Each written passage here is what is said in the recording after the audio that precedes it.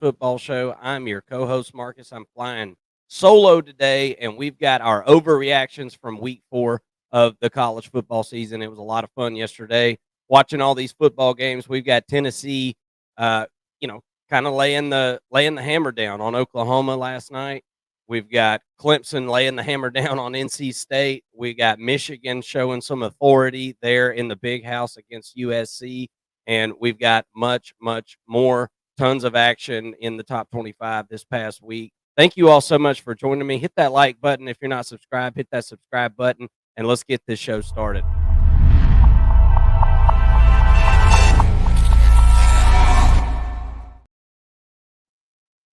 I figure we just probably go ahead and start with Tennessee at Oklahoma because that was the main attraction this weekend, at least for me anyway. There was other good games going on, obviously, things I was interested in.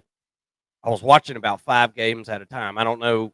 Y'all let me know in the comment section how I watch football games because I got one TV on the 4-way split there, and then I got one main game on, and it was just perfect yesterday. I mean, it was just perfect. Um, Tons of football to soak up and enjoy. Even though my Georgia Bulldogs weren't playing, I sure did enjoy watching some of these games. Tennessee at Oklahoma.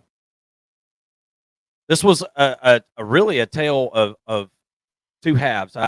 We saw Oklahoma go away from Jackson Arnold in this football game, and I'm not saying Michael Hawkins just came in and tore things up or anything, but had some type of semblance of some type of offense there late in the game. But let's just let's address the elephant in the room, and that's this Tennessee defense. Just absolutely flexed their muscles, just constricted this Oklahoma offense, blowing up the offensive line of Oklahoma just damn near every single play. Oklahoma ends up running for less than 50 yards in the game. Just an absolute beatdown on the line of scrimmage there for the Tennessee Vols. I mean, Omar Norman Lott, Jackson Moy was a guy that was just absolutely blowing things up. We saw some James Pierce. He look, he's a rotational piece, I guess, at this point. This line is so good that you've got this guy rotating, right? One of the best pass rushers in college football. I saw him, speed rushing there off the end, and I mean, he looked fine. He looks healthy. It's just I think there's so many playmakers on this defensive line. You're just trying to get everybody their snaps, keep everybody fresh, and Tennessee did a really, really good job of that. Never really saw any defensive players with their hands on their hips or anything, and man, just laying the hammer down. Keenan Peely just absolutely was murdering people. This defense for Tennessee plays with an edge, a big time edge, and it's almost like they're look. I mean, this is defense. I played defense whenever I played football, and whenever you get out there on the football field, you tend to be a totally different person, especially defensive players, right? You got to be a little crazy to be able to go out there and seek that type of punishment, and that's exactly what this Tennessee defense is doing. They are looking to punish people, and it's a far cry from what we've seen from Tennessee over the last few years. I mean, it was not a bad defense last year by any means. I mean, but this is the most physical, the deepest Tennessee defense that we've seen in a long time, and judging by what we saw in this football game, I think this is a defensive-led football team. At least for now. Nico Iamaleava nailed it. Nico Iamaleava is a really good football player so far, okay? Just all-around good football player. Not like a completely polished quarterback yet, and you wouldn't expect him to be. This is his first year starting. This was his first time going on the road. I know they haven't been an SEC opponent for long, right? This is their first year in the conference, but that was a really hectic environment. And that was kind of my hesitancy this past week with saying that, I picked Tennessee to win. I won money on Tennessee -7. But as where I was kind of saying, whoa, because there was a lot of people saying Tennessee's going to win by 20, Tennessee's going to win by 30, and it's just like, yeah, I don't know about that because this offense hasn't hit its full stride yet. Tennessee had played, Popcorn State and Helen Keller School for the Blind and Deaf, and the offense was absolutely unstoppable, as it should be against those opponents. Tennessee did exactly what they were supposed to do against those opponents, and that's beat the ever-living stew out of them, averaging 63 points a game or whatever. But you knew that wasn't going to last all season. You're not going to go through the SEC averaging, 60-something points a game. And we talked about it last week. You're not going to just run through this Oklahoma defense because that is the strength of this team. That's, we'll talk about Oklahoma for a second. They've made a complete, just 180, right? They're a defensive-led football team. We're used to them having that offensive coach that went out west. Everybody knows who I'm talking about, Mr. Lincoln Riley.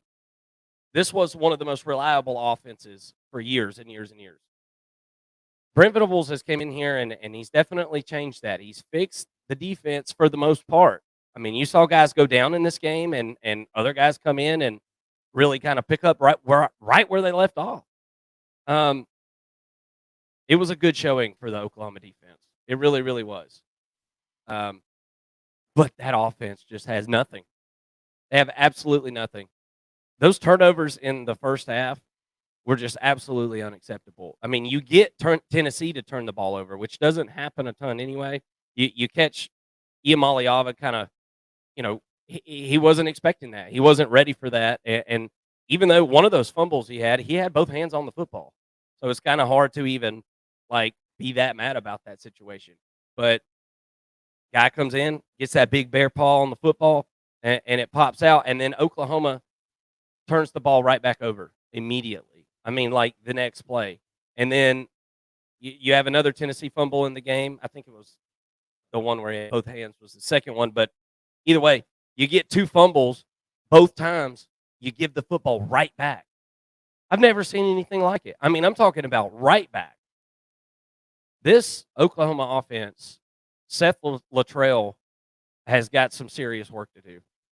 There was not a good game plan. Tennessee absolutely outcoached the hell out of Oklahoma in this football game. And everybody knows about all the underlying storylines of, Coach Heupel kind of being run off his spot there by the whole Stoops, Sooner family there, the Super Sooners. And, it had to be pretty sweet for Heupel in this one. It had to be pretty sweet. But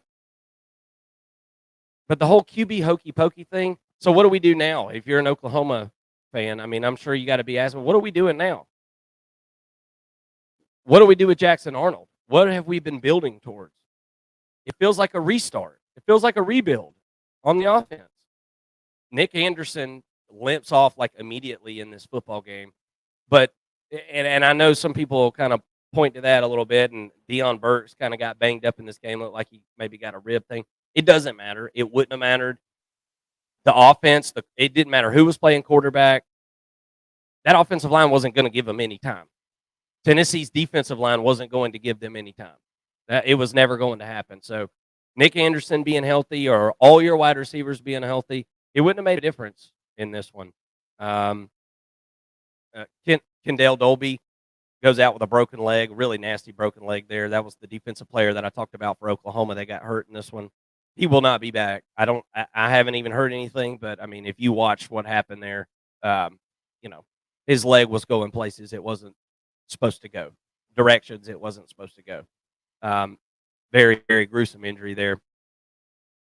Offense is a lot worse than we thought for Oklahoma. I think the defense for Tennessee is better than I think a lot of people even thought. At least me. I think that defensive line is even a little bit better than I thought. And I was already high on this Tennessee defense, but and I think the Tennessee offense has got a little bit to work on. I mean, it wasn't anything amazing. Now I will say this: Tennessee's offensive line was a little bit depleted in this one. You're playing musical chairs, guys play in different positions because Lance Hurd apparently wasn't able to go. So you got Campbell moving all around, and then he goes down in this football game, and you've got the young guy in Larry Johnson out there.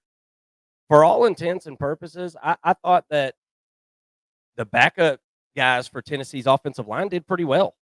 I mean, you saw a couple of plays where it allowed Oklahoma to get some pressure, but I mean, that was mostly because Oklahoma was fabricating pressure by bringing extra bodies. I mean, that was the only thing that they could do in this football game. Really, is try to get that football back as soon as possible. They were flying around. They were getting into the backfield a little bit, but um, yeah, I mean, offensively, Tennessee was kind of hampered with the offensive line situation. That's always tough to deal with, but I thought that they handled it about as well as you could expect. Um, the running game, you know, Tennessee was averaging what 8 yards a carry for the year.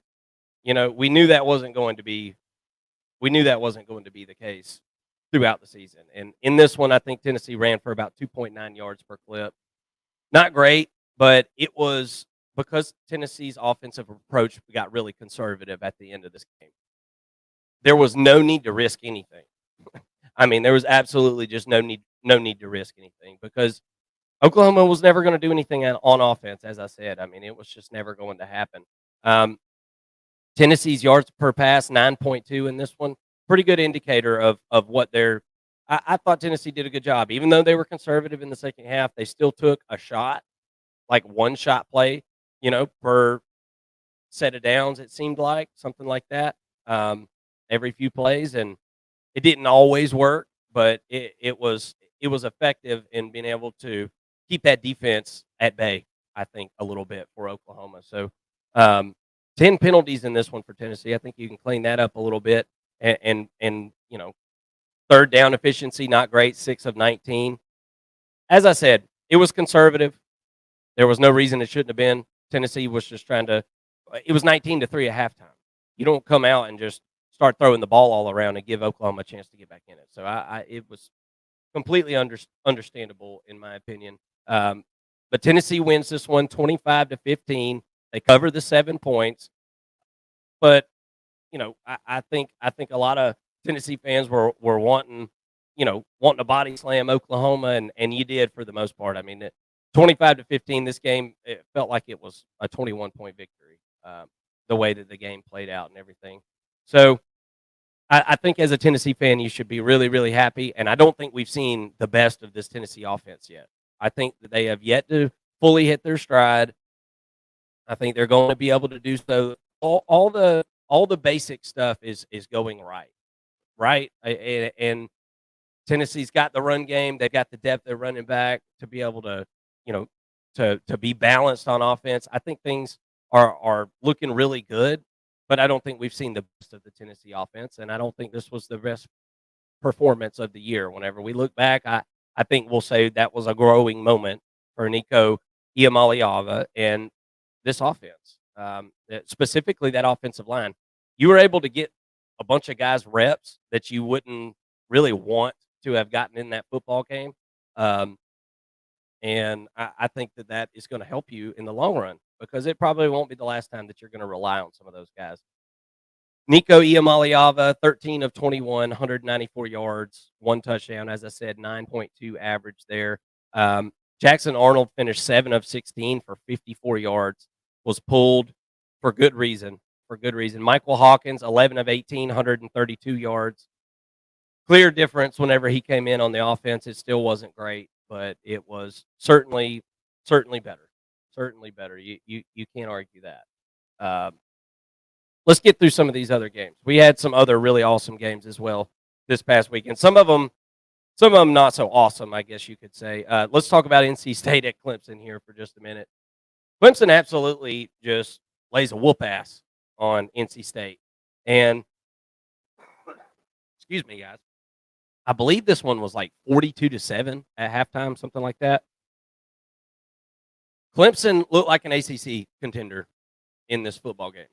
Now, Miami, I think, is still clearly head and shoulders above everybody else in the ACC, just as far as being a well-rounded football team, the offense, the defense, everything.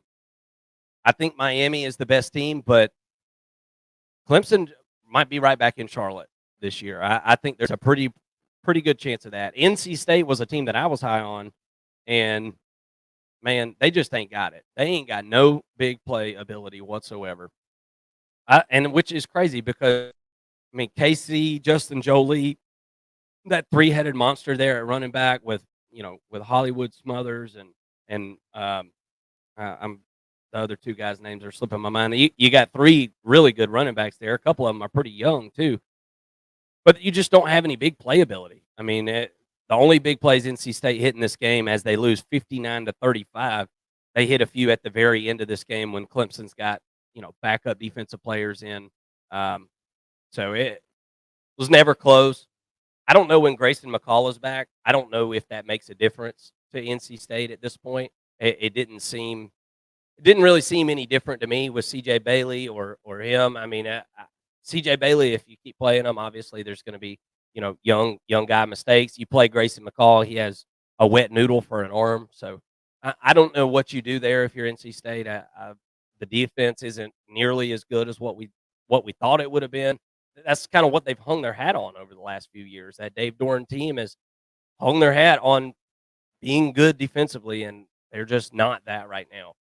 Averaging, giving up more points than they're scoring in football games.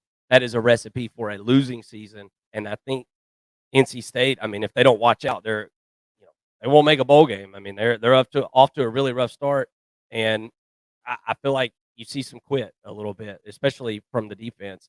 But Clemson, just to kind of finish this up with them, I'm still not really sold on this offense, guys. That the defense, I think, is really, really good, especially that starting group. I don't know. I think they're too deep at most positions, but I think there's a few where they're only one deep. And so I don't think they're, I say one deep as in like top level talent, ACC contender talent type. I think there's a drop off. And so depth, I'm not so sure that Clemson has the depth to like make a run in the college football playoff or anything like that. But defensively, they're stout. Their starting group is stout. I'm not sold on these Clemson wide receivers. This is a revamped room. You got Bryant Wesco is the freshman that's kind of solidified himself, given himself a spot on this offense.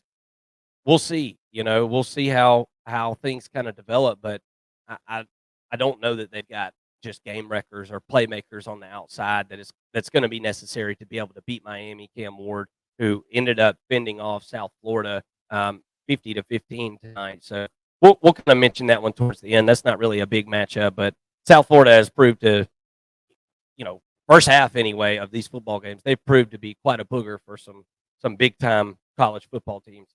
Let's see, where do we want to go next? How about USC at Michigan? How about that? Let's do that? USC just got bullied, guys, and shame on me. I had USC in this game, and as I saw, the majority of people did have USC in this game. A little bit of an overreaction to the fact that we saw USC win in week 1 against LSU. I'm not so sure that LSU was at their best. I think LSU is probably yet to play their best football games of the year. So it was a little bit of an overreaction, I think. USC doesn't have the Jimmies and Joes on the offensive and defensive line, just as we thought before the season started. Do I think this defense is better than it was, last year? Yeah, I do think it's better. I think they're in better position. D'Anton Lynn, the defensive coordinator, has these guys in a lot better position to make stops on defense, but they don't have any depth. And a team like Michigan, who wants to just ground you into dust, and that's exactly what they did in this football game. I mean, the first half of this game, Michigan was playing a mean brand of football, and USC just didn't want really any part of it. Every single time you looked, Miller Moss was getting hit in the backfield. There was a couple of face mask penalties I saw that Michigan got away with, and they were real sneaky about it. They do it, and they may have done it by accident. I don't know, but it never got called. They do it and then let go of it real quick and make the tackle. That was interesting. There's missed calls in every football game. That didn't change the outcome of this one, but just something that I noticed. Michigan, like I said, able to run the football. Khalil Mollings is the best offensive weapon on this football team at the moment.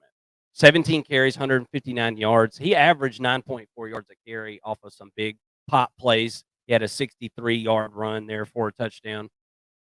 Donovan Edwards gets in on this one, and if you're a Michigan fan, you've got to be happy about that. You need Donovan Edwards to be part of this offense. You don't have that many playmakers. So getting Donovan Edwards involved in this one, 14 carries, 74 yards, 5.3 average, and he had a 41-yard touchdown run. That's huge for this offense. I mean, you'll take anything that you can get. Alex Orji plays quarterback in this one and throws for a whopping 32 yards. He averaged 3.3 yards per rush in this game and averaged 2.7 yards per attempt throwing. So this Michigan offense has zero ability to be able to throw the football. So anybody that can match up with them on the offensive and defensive line is going to be able to have their way with this team. But USC just wasn't going to be that team. I mean, Michigan came out really, really, really physical. The home crowd was roaring. It just wasn't a good day for USC. Miller Moss, 28 of 51, 283 yards. They just played exactly the football game that Michigan wanted them to play. I mean, they couldn't run the football. 96 total yards rushing for USC in this football game. Quentin Joyner helped as much as he could, I guess. But there's only 21 carries to go around, and Woody Marks got 13 of them. 7.7 yards per carry, but that's skewed because of the 65-yard run there. So 65 of those 100 yards that Woody Marks had was on one play. So it was not a good offensive game plan that was ever going to work against Michigan the way that their defensive line is set up. So USC to 2-1, Michigan wins 27-24. They're 3-1, but they're 1-0 in their conference after the loss to Texas. I mean, Michigan's right where they want to be. Is this offense going to be able to get them anywhere? I don't think so. I mean, but it's all going to depend on, the team that they're playing and if they've got the Jimmies and Joes up front to be able to handle those guys. That's really what it's going to boil down to. Utah at Oklahoma State. Utah wins this thing 22-19. I am so over the Cam Rising situation. I know that he's hurt. I get it. I 100% get it. And I'm not shaming Cam Rising or anything like that. Believe me. I couldn't do what he does. But I'm tired of this Cam Rising hokey pokey mess. He's playing, he's not playing, he's playing, he's not playing. I mean, as a college football bettor, I'm ready to pull out the 13 hairs I have left on my head, at least on the top. I don't know when this guy's going to play. I'm never betting on a Utah game ever again while Cam Rising is suiting up. Never again. Now, look, I won the bet. I don't know how Utah did what they did. It took a perfect storm, I feel like. Utah's defense played amazing. You've got to tip your cap. They played amazing. They held one of the best passing offenses in the country so far this year. I mean, statistically, they are. Oklahoma State has been throwing the rock all around the yard and got three hella wide receivers. They couldn't get nothing going. They couldn't get nothing going to the effect that Bowman was pulled in this football game. I could not believe it. I mean, you're talking about like a 26-year-old dude, however old he is. He's like a seventh-year player. But he was having a terrible, terrible game. That first half was just awful for this offense. Oklahoma State's offensive line, it can't run block. It just can't run block. I mean, it just can't. They can pass block a little bit. They did give up a sack in this game finally. Oklahoma State's offensive line had not given up a sack all year until this football game. But they can't run block. Ollie Gordon runs for like 50 yards in this football game. 42 yards in this football game. I mean, that's never going to work, guys. You've got to be able to run the football. Utah's defense, with guys being out, it didn't matter. They just absolutely flex their muscles. This is the best defense in the Big 12. There's zero doubt about it. Now, does Cam Rising play or doesn't he play? Isaac Wilson came in and played. He made a few plays. He's good on his feet. He's able to pick up a third down with his feet every once in a while, whatever. But it is what we thought it was. They've looked like they've looked every single game that Cam Rising hasn't played. They scored 22 points. It's not going to get it done. You're not winning the Big 12 doing this. I don't think. Which I say that they're 4-0 and 1-0 in their conference right now. So, we'll see. But I just feel like eventually you're going to get got playing football like this for Utah. Cam Rising supposedly he'll be back next week. I don't know. But whenever I see him play, I'll believe it. Because at this point, I mean, it's just he hasn't played more than he has played over the last couple of years. So, I guess whenever he grows his finger back or whatever happened, and I like the guy. I love watching him play, but my God, Bernard, the running back for Utah in this game, 25 carries, 182 yards. That's kind of what I was talking about.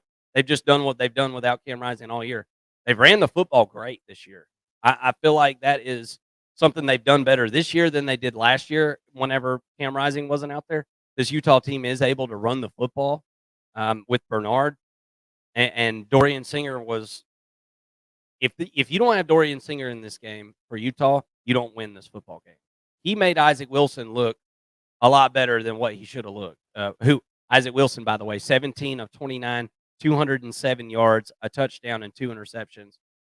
Not a quarterback clinic. You saw both backups come in. And look, I just want to throw this out there. Oklahoma, in their game, they do the quarterback hokey pokey. I mentioned it earlier. Oklahoma State does the same thing. At least in Oklahoma's case, whenever you did the hokey pokey, the guy that you brought in did something. He added some kind of spark. You bring in this guy for I made all these notes and I ain't reading them. I'm doing it all off the top of my head here, but Wrangler, I think was his name. Wrangler? Is that his name? Yeah, Wrangler, the backup quarterback. I mean, he looks like you would expect. So why are we pulling Bowman, your senior dude, to put in this ragdoll? I mean, every time you turned around, this guy, it was 3rd and 10. And this guy hasn't been in these situations, and he's going against the best defense that he's probably going to face all year. It didn't make any sense. It didn't make any sense in my head as far as – and Mike Gundy, look, he's the man. I love the mullet man. I really do. All the experience in the world. I mean, dude's had how many winning seasons in a row, like a record? It's really unbelievable what he's done at Oklahoma State. Don't get me wrong. That seemed like a boneheaded decision to me. Because then you bring Bowman back in, and he starts to kind of figure some stuff out at the end of this football game and makes it close. Makes it a close game. I mean, it was a field goal game by the end. So I just thought it was a boneheaded move there by Gundy. I don't know what you gain by throwing Wrangler in there. Maybe you saw something at practice, but practice ain't the game, and you don't have a defense at practice if you're Oklahoma State that can replicate what Utah was doing out there. You don't have those guys. I love Nick Martin. I love the safety. Of course, I'm forgetting his name. Absolute beast. We talked about him last week. You got a couple of players, but you don't have a good defense for Oklahoma State. They held up in the red zone this past week, but it seemed like just because it was an inept Utah offense that was more than happy to run the football, kick the field goal, and win the football game. And that's exactly what they did. Utah Utes win 22-19. Oklahoma State has got to pick up the pieces. We'll see how they react. They've got Kansas State this next week. And, Kansas State, I think, has got a pretty good chance of being able to beat Oklahoma State if they don't show up with their A game. So, it could quickly turn south for Oklahoma State here in what I think is going to be a really, really competitive Big 12. Let's go through some more of these games. Hey, thank y'all so much for watching. If you don't mind, hit the like button. And I forgot to tell you guys, there is a link in the comments, and I think I put it in the description of the video as well. I'll do that right now if I had not already done it. I'll do it real quick. Yeah, I did not put it in the description. So here you go, guys. Follow this link. If you want to join the show, if you follow that link right there, you can, if you just on your smartphone, whatever, you turn your camera off, guys, because I'm not going to put you on the screen. All I'm going to do is put your audio on, and we can talk about whatever game you want to talk about or whatever. Tell me how I was wrong last week. I don't care. Come on here and we'll talk about it. I'd love to hear from you. I'm flying solo today. Mason's out on a trip. He had scheduled a trip. Um, oh, it's not letting me. It's not letting me do that. Look, guys, it's right there in the chat though. You can copy and paste that or whatever. Follow that. Go in the back room.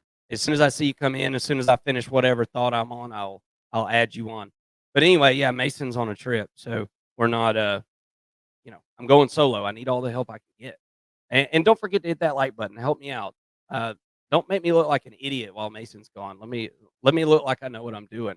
Um, because truth is, I need my comrade. Uh, this crap's hard with one person.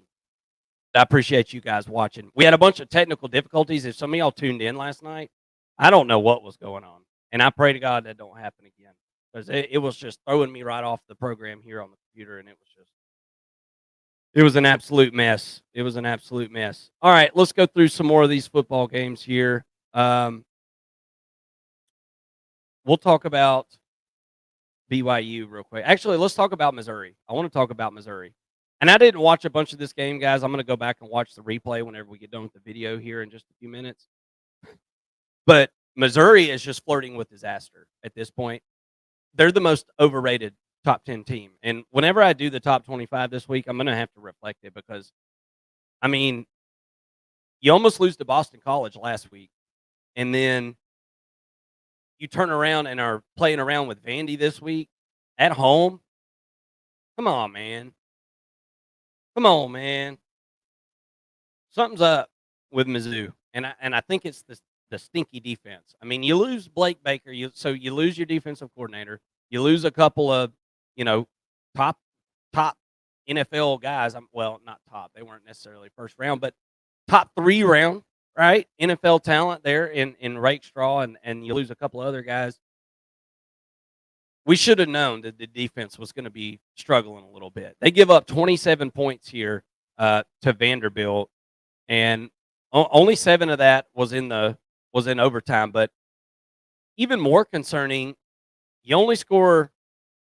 You know, what are you doing? You only score 17. Is that right? No, you only score 20 in regulation. There's no reason for this Missouri offense with Luther Burden. And look, I looked up the numbers. Missouri ran the football fine. When you run for 200 yards, you ought to mop the floor with Vanderbilt, but they didn't. This team has got an issue scoring points. Their yards that they get on offense don't equal out the points for whatever reason for Missouri, and something's up with this team now. I believe Mizzou has got a bye week coming up. I'll have to let me check that real quick because they need it. I mean, they've got to figure out what's going on here. Yeah, got a bye week, and then you got to go to Texas A&M, who drove the struggle bus this past week. I'm not really sure how you do that against Bowling Green. I guess Penn State did the same thing. Maybe Bowling Green is good. I don't know. I ain't did no digging on Bowling Green. Y'all let me know in the comment section. But I know one thing: Vanderbilt ain't good, and Missouri ain't got no business struggling with them. But Missouri wins 30-27 because of a missed kick by Vanderbilt there in double overtime. So almost it was really nothing that Missouri did to win that football game. It was more Vanderbilt coming out there and losing it there at the very end. Yeah, not a great showing there for Missouri. Scored 0 points in the fourth quarter. No killer instinct there. That is pretty bad stuff. Let's talk about Kansas State because they just all of y'all were probably asleep, and I watched some of this and fell asleep because it was pretty clear that Kansas State was not going to be able to come back in this football game. BYU goes to 4-0 and beats Kansas State 38-9 last night. What in the world happened right here? And I admittedly, guys, I didn't make a bunch of notes on this or anything. I'm pulling up on my other computer here some of the stats and everything. Like I said, but it seemed like by the time I got done trying to fool with this computer last night, trying to do the live show unsuccessfully, by the time I got in there, it was already out of hand. BYU scores 17 in the second quarter and 14 in the third quarter, and that was pretty much all she wrote right there. BYU scored another touchdown in the fourth, but Kansas State field goal in the first quarter, field goal in the second quarter, field goal in the third quarter. Avery Johnson, 15 of 28, 130 yards and 2 interceptions.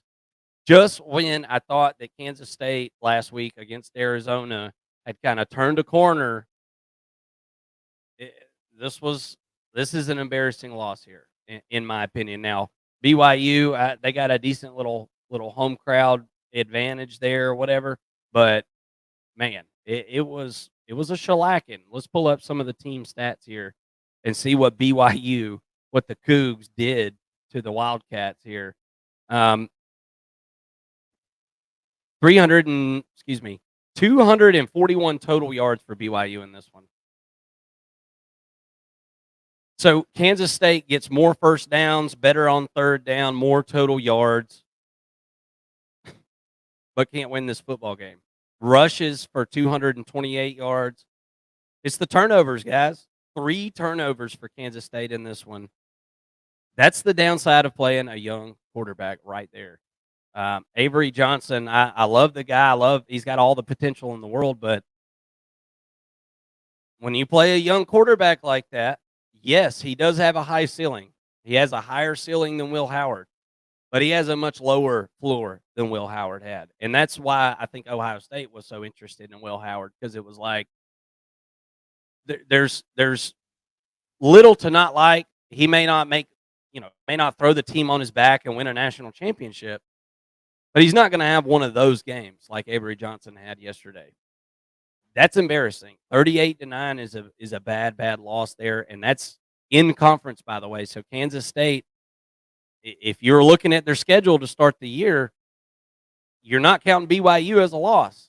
So you're going to have to make one up somewhere. And I just talked about Oklahoma State. They just came off of a loss to Utah. Kansas State coming off this loss here to BYU.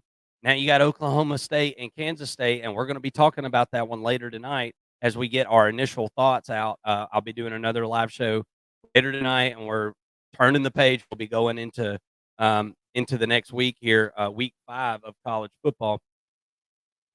But that's a bummer for Kansas State. That really, really hurts, I think, your chances going to the Big 12 championship. I'm not sure what the odds look like this morning, but that was not one that I was expecting. BYU played an opportunistic defensive game, and it really paid off for them there. All right, let's talk about some of these other ones, and we'll kind of breeze through these. Luke Altmaier throws 4 touchdown passes, leads number 24, Illinois, to a 31-24 overtime win at Nebraska. You really hate it. Dylan Raiola, I thought, played a really, really good game. 24 of 35, 297 yards. I mean, you love it if you're an Illinois fan, but I just hated it for Nebraska because I felt like the Nebraska offense did what they needed to do in this football game for the most part. The defense was just, I don't know what was going on. There was busts in coverage, multiple, that caused multiple touchdowns in this football game. And that's uncharacteristic of Nebraska, to be honest with you, because even last year, as Nebraska struggled, their defense was very solid, very solid. So you came into this year saying if they can get some kind of semblance of offense on this Matt Rule-led team, they're going to be pretty tough to deal with. And, the defense let them down in this one. Illinois is a team that we're going to have to talk about. We're going to have to talk about them more and more. They've got them a big matchup, I believe, coming up this week. Yeah, Illinois at Penn State. That's going to be in the Week 5 matchups here tonight as well. This is a big storyline. You've got Illinois at 4-0, 1-0 in the Big Ten. Brett Bielema, it seems like he always has solid football teams. And right now, Luke Altmaier seems like a really solid quarterback. Let's look up some of his numbers for this game because I mean, and this game was on Friday, guys. If you're wondering, why you didn't see this one yesterday. This game was on Friday. Luke Altmaier, 21 of 27, 215 yards and 4 touchdowns. Very, very, very tidy football game there for Luke Altmaier. Fegan rushes 12 carries, 69 yards. Let's look at some of the team stats on this one. And I did watch some of this one. I took my wife out Friday night, and it was her birthday this past weekend, so had to take the old wifey out without the kids, and had a really, really good time. But had this one playing at the bar that we had kind of hopped to after dinner, um, and this was just a really, really fun football game. 383 total yards for Illinois in this one, 347 for Nebraska. 25 first downs though for Illinois in this football game. 8 yards per pass with decent. That's decent. That's middle of America right there. 8.5 for Nebraska. Um, here you go. Here's the deal for Nebraska: 50 yards rushing in this football on 32 attempts, 1.6 yards per rush. Not a lot of good. I mean, it's weird. It's weird. There was teams that ran the football really good this past weekend and lost or nearly lost, like Missouri, for example, over 200 yards rushing. Kansas State, over 200 yards rushing. They did lose, right? Missouri almost lost. And then you got Nebraska. They rushed for 50 yards. They barely lose this football game. But, yeah, 50 yards rushing, not going to do it. You need more balance, especially whenever you got a young quarterback like Dylan Raiola. You've got to be able to give him some type of change up out of the backfield here. And they just weren't able to do that. 9 penalties for 89 yards for Nebraska. Just kind of uncharacteristic there, I feel like. But 9 penalties nonetheless.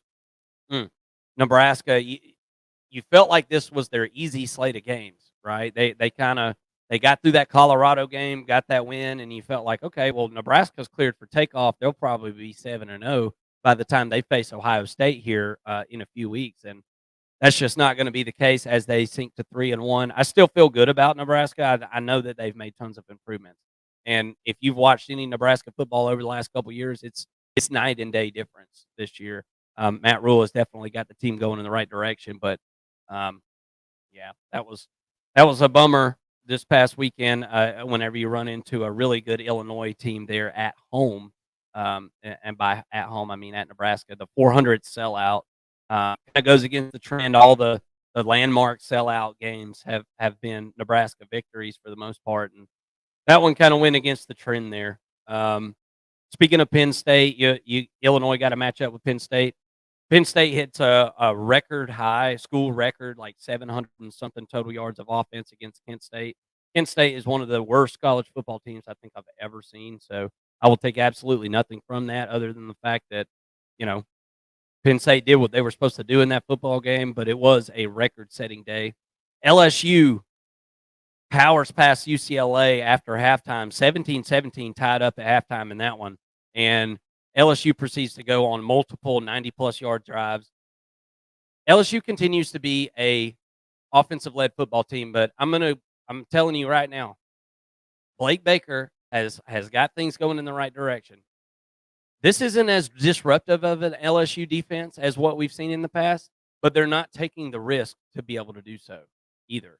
So, a lot more conservative approach from Blake Baker on defense for LSU.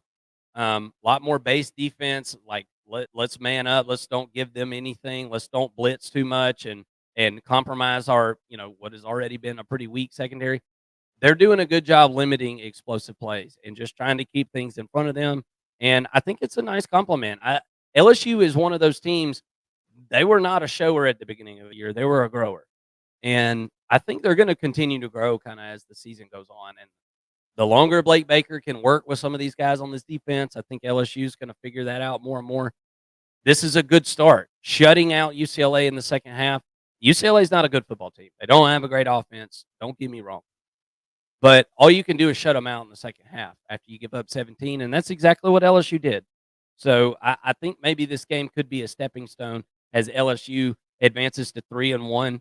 they've gotten lucky to be 3-1, guys. I mean, let's just be real. I mean, LSU has gotten lucky to be where they're at, but sometimes in college football, yeah, I swear it pays to it pays to be lucky rather than good every single Saturday. Um, because LSU hasn't played good every Saturday, and they've won some of those football games.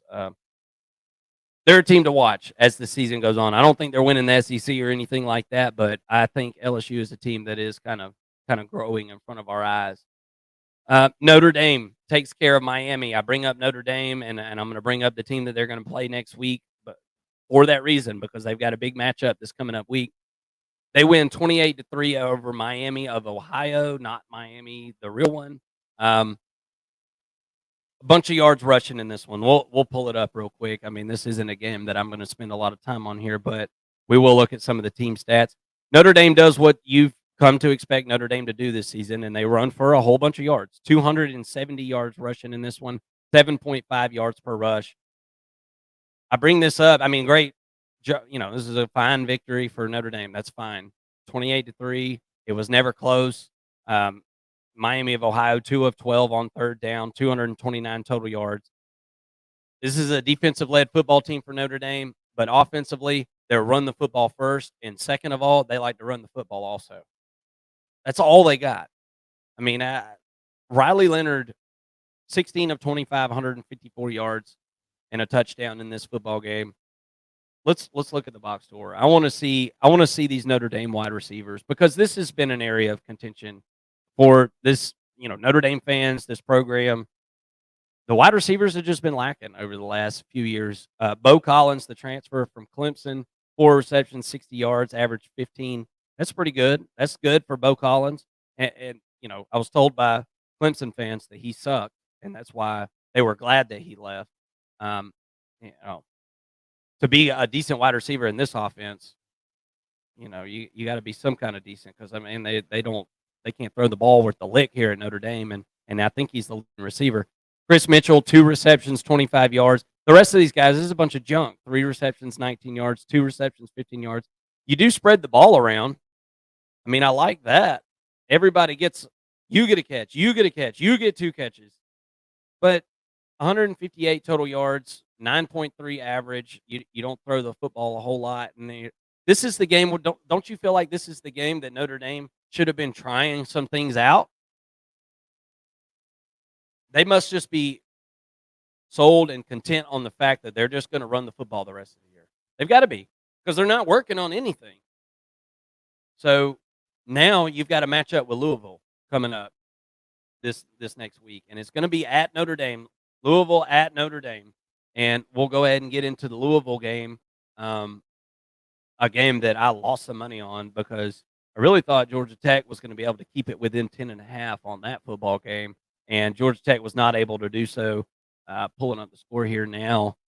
Let's see here. 31-19, Louisville defeats Georgia Tech. Apparently, I guess there was like a special teams play kind of. I missed it right at the end of that game. I was watching some of these other football games, but everything was looking good in this football game for me. And then all of a sudden, there at the end, Louisville kind of pulls out some magic to be able to win this football game late. I think Louisville's a pretty good football team. I think.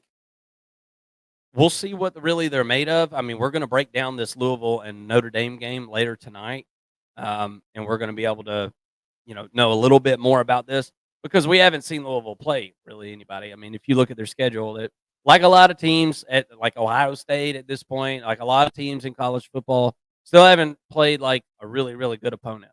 We just saw Tennessee finally play somebody, decent this past week. We thought NC State was decent until we've learned a little bit better. I think Louisville is a team to kind of look out for in that ACC. I think them and Clemson are probably pretty close. I would suspect the Louisville offense to kind of take off as the season goes on. Jeff Brom is an offensive guy, and right now Louisville is a defensive-led football team. So I expect the offense to kind of come into their own as the season goes on, and I have faith in Brom to be able to get that offense going where they need to go. Texas A&M, wow, flexing their muscles there at home against Bowling Green, 26-20. let's go look at that. There's a point and laugh special for you. Um, my goodness, just took a dump out there on the field, huh? 21 first downs for Texas A&M. Let's see, total yards, 410 total yards in that one. I didn't watch this football game, and I'm not going back to watch it either. I'm not. Maybe here in a couple weeks I'll watch it when uh, Texas A&M has a big game again. I can't remember who it is that they're playing. 6 yards per pass. Who was passing the football for Texas A&M? I guess is kind of my question. Oh yeah, Reed. That's right. Okay, so Marcel Reed, 16 of 29, 173 yards, 6 yards average per throw there, 2 touchdowns. He rushes 12 times for 91 yards. Okay, interesting. Le'Veon Moss, 16 carries, 90 yards, 5.6 average. Texas A&M ran the ball for 5.6 yards a carry and 237 yards. Here's another team that ran the ball for over 200 yards and barely won the football game. How do you do that?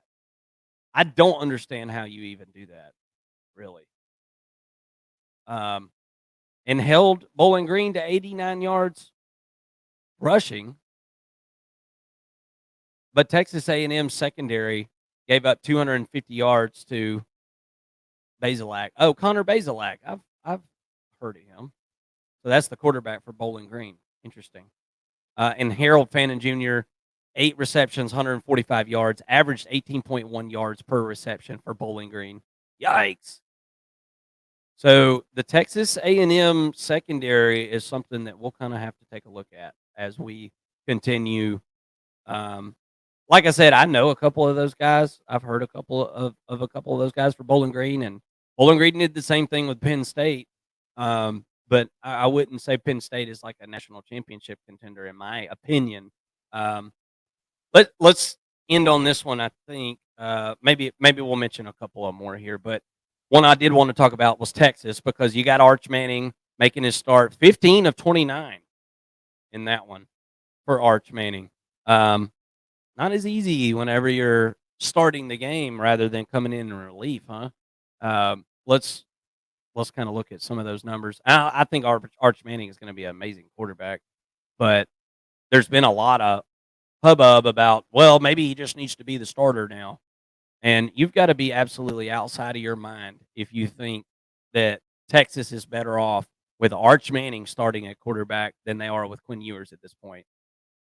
This isn't an offense that you just come in and win the Heisman the first year you play quarterback. That's not how Steve Sarkisian's offense works. This is a very complex offense and takes a couple of years to really. I mean, Steve Sarkisian has already said he could go 50 for 50 for 500 yards and, 5 touchdowns in this game. Quinn Ewers, when he gets back, he's getting the starting job.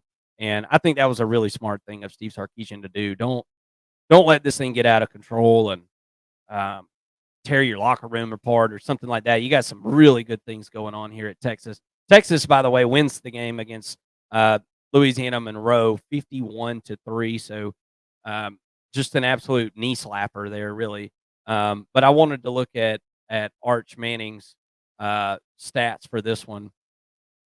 He did have 2 interceptions as well in this football game. Didn't really try to run the football. 1 carry for -4 yards. That's not even a carry. That's a sack probably. But 15 of 29, 258 yards, 8.9 average, which is, that's middle of America average there. 2 touchdowns, 2 interceptions, 71.3 QB rating, which I don't even know how they come up with that, but it's a number they spit out there for what it's worth. Isaiah Bond, 2 receptions, 75 yards in this one. You spread the ball around. I mean, you got 12 different dudes, I think, here that get receptions. Ryan Wingo with a touchdown for the wide receivers. Jaden Blue caught a touchdown as well. The most impressive thing here is Texas's ability to run the football, I think. I mean, I know it's UL Monroe, don't get me wrong, but this is a depleted area of Texas's offense, I believe, as far as the running backs go. And Jaden Blue, I love him as a running back, but you need more than one. it's a long season these days. I mean, you got Tennessee over here that's rotating 4 running backs and 13 defensive linemen, right? There's a reason for that, and you got Georgia doing the same thing, and Alabama doing the same thing, and Ohio State doing the same thing, and so I think you're going to need more of a rotation, than just Jaden Blue. I mean, I'm not so sure that. Why are you giving Jaden Blue 25 carries in this game? You ain't got. I guess you don't have somebody else to give those carries to that you trust. Um, but in a 51-3 game, I don't know if I'm putting that kind of wear and tear on Jaden Blue at this point in the season. But I'm also not a head coach of a college football team, so Steve Sarkisian knows exactly what he's doing. Ohio State takes care of Marshall. They finally end this non-conference schedule of playing nothing but, correctional schools or whatever you want to call them. They're done playing the no-name teams. They win 49-14 over Marshall. So we can start actually paying attention to some Ohio State football games here coming up. Ole Miss 52-13 over Georgia Southern. No problem there. No problem. South Florida pulls away, or excuse me, Miami pulls away from South Florida there after halftime, scoring 14 in the third, 14 in the fourth. Cam Ward, 24 of 34, 404 yards and 3 touchdowns. He's going to New York. And if you want to put something on the Heisman, I would throw a little something on Cam Ward. I really would. I would throw a little something on Cam Ward. I think he's in the best shape.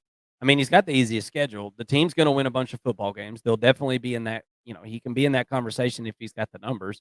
So I would throw a little something on Cam Ward because I'm telling you right now, that guy's really good.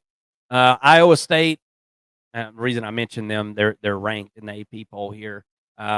52-7 over Arkansas State. Yep, that doesn't surprise anybody. And Northern Illinois lost to Buffalo, guys. So NIU's little hope or run or Cinderella story or whatever for the college football playoff is over. So they're 0-1 in their conference now. They lost to the Blue Buffaloes there in the MAC. So 23-20, Buffalo wins that football game in overtime. Northern Illinois was not able to score in overtime. Must have missed the field goal there, I guess. So NIU's hopes are squandered for college football playoffs. So next up for whatever Cinderella story we all want to act like is going to do anything in the college football playoff because they're not. We can act like that for whatever other new team. I guess we'll figure out who the new bandwagon is to jump on as far as non-Power 4 teams. Guys, thank you so much for watching. I hope that y'all hit the like button. If you're not subscribed, I hope that you'll consider doing so. We're going to have content coming right back at you tonight because we're going to go through these Week 5 matchups. If you missed it, we've already done our Georgia at Bama breakdown. We've already talked about the game. And me and Mason's predictions are already there on the channel under the video slot. Georgia and Bama were on a bye week this week. Nothing was going to change in between when we were already ready to film it and the game. So go check that out. Please, by all means, go check it out. Leave us a comment. I'd love to know what you guys think about that football game. One of the most highly anticipated games of the 2024 season. We're about to get to see it as the Georgia Bulldogs go visit Tuscaloosa. We've got Illinois at Penn State. We got Oklahoma State at Kansas State. We've got Oklahoma at Auburn this week. We've got Louisville at Notre Dame. So we've got some really good football games that we're going to be talking about on tonight's live show, getting ready to get geared up for Week 5. So I hope that you will all come and join us. Leave me a comment in the comment section. What do you think about your team this weekend? I'd love to hear from you. And we've got tons of shows coming up this week. Tuesday night, live show again. So Sunday night, Tuesday night, Thursday, I'll be doing the betting show. So just tons of content coming at you. As I said, I hope that you'll consider hitting that subscribe button and coming and hanging out with us on the First and Long College Football Show. But calling it for today, I'm Marcus. And for Mason, who can't be with us today, thank you so much for watching the First and Long College Football Show, and we'll see you later tonight.